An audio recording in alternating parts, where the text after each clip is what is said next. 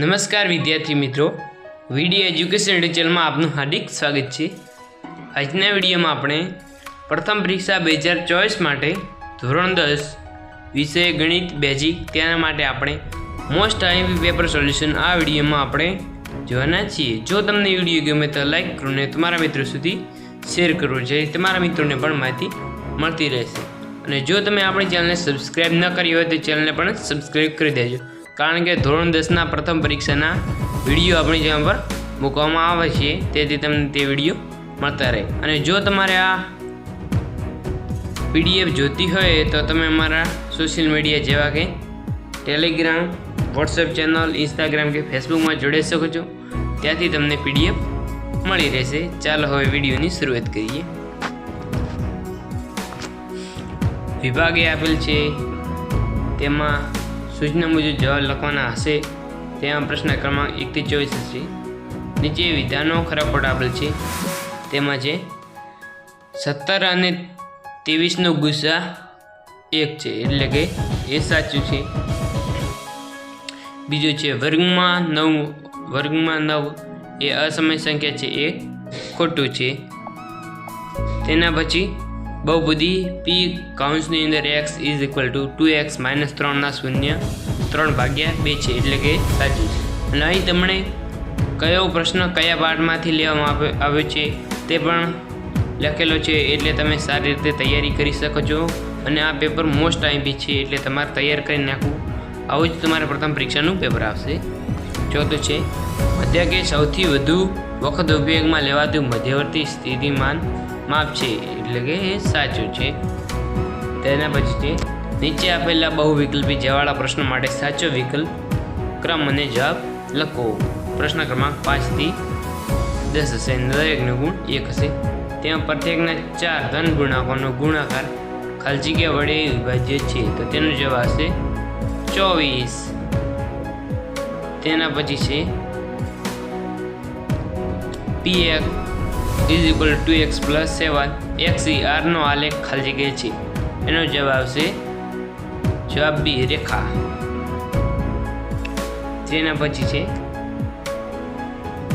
સમીકરણ યુગ્મ x + 2y + 5 = 0 અને -3x = 6y + 1 = 0 ને ખાલી જગ્યા ઉકેલ મળે, એટલે કે એનો જવાબ હશે ઉકેલ ન મળે।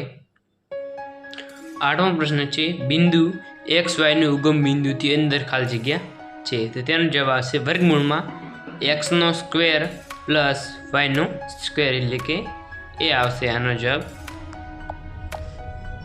હવે પ્રશ્ન ન આપેલ છે કોઈ પણ માહિતી માટે z25 x25 અને m, એટલે કે તેનો જવાબ આવશે 25। તેના પછી છે 10મો પ્રશ્ન p કૌંસની અંદર pe + pe નહીં, તો આનો જવાબ આવશે 1। તેના પછી નીચે આપેલા વિધાનનો સાચો બને તે રીતે આપેલા કૌંસમાંથી જવાબ યોગ્ય રીતે લખો, એટલે ખાલી જગ્યા પૂરવાની રહેશે। તેનો તમને નીચે વિકલ્પ આપેલા હશે।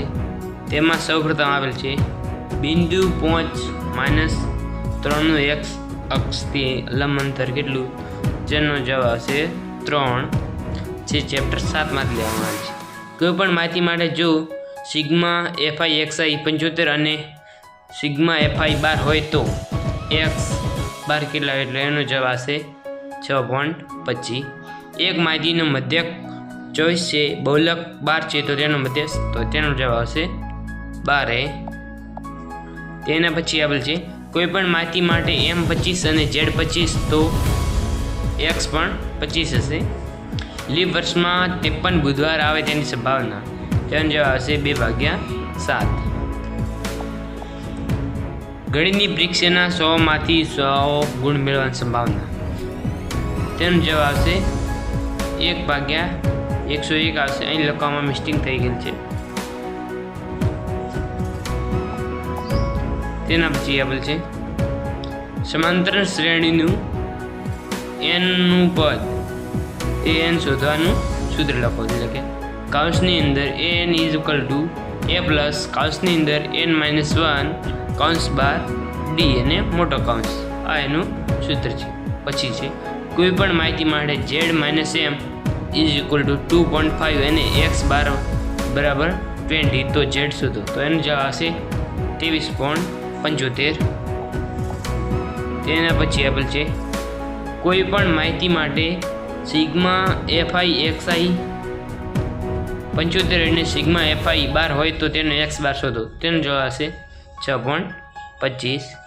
તેના પછી જો p એ નહીં બરાબર 0.65 હોય તો p એ શોધો. તેનો જવાબ હશે 0.35 જે ચેપ્ટર 14 માં લેવામાં આવેલ છે. તેના પછી છે યોગ્ય જોડકા જોડો અને દરેકને ગુણશે વિભાગ એ અને વિભાગ બી. ax² plus bx plus c બરાબર 0 માં 0 નો સરવાળો. તો એનો જવાબ હશે c એટલે કે -b ભાગ્યા a. 22મું છે ax² plus bx plus c ના 0 નો ગુણાકાર એટલે કે c ભાગ્યા a. હું તમને જણાવી દઉં કે આપણી ટેલિગ્રામ ચેનલ ને વોટ્સએપ ચેનલમાં આ મોસ્ટ આઈબી પેપરની પીડીએફ મૂકેલ છે. અમે તે આ સ્કેનરને સ્કેન કરીને જોઈન થઈ શકો છો વોટ્સએપ ચેનલ કે ટેલિગ્રામ ચેનલ. ત્યાં તમને પરીક્ષાને લગતું બધું જ મટીરિયલ મળી રહેશે. તેથી તમે જોડાવાનું ભૂલતા નહીં. અને આની તમને લિંકો પણ ડિસ્ક્રિપ્શન બોક્સમાં આપેલ છે. હવે આપેલ છે 23મું બે સિક્કા એક સાથે ઉછાળતા મળતા કુલ ઘટકો. તો તેનો જવાબ આવશે 4. તેના પછી 24મું પાસાને એકવાર ઉછાળતા મળતા કુલ ઘટકો. તેનો જવાબ આવશે 6. હવે અહીં તમને વિભાગ બી આપેલ છે. તેમાં કુલ 13 પ્રશ્નો હશે. તેમાં તમારે કોઈ પણ 9 પ્રશ્નો ગણતરી કરીને લખવાના રહેશે અને દરેકના 2 ગુણ હશે. કુલ 18 રહેશે. તેમાં તમારે કયો પ્રશ્ન કયા પાઠમાંથી લેવામાં આવેલ છે તે પણ અહીંયા નીચે લખેલ છે. એ પ્રમાણે તમે તૈયારી કરી શકો છો.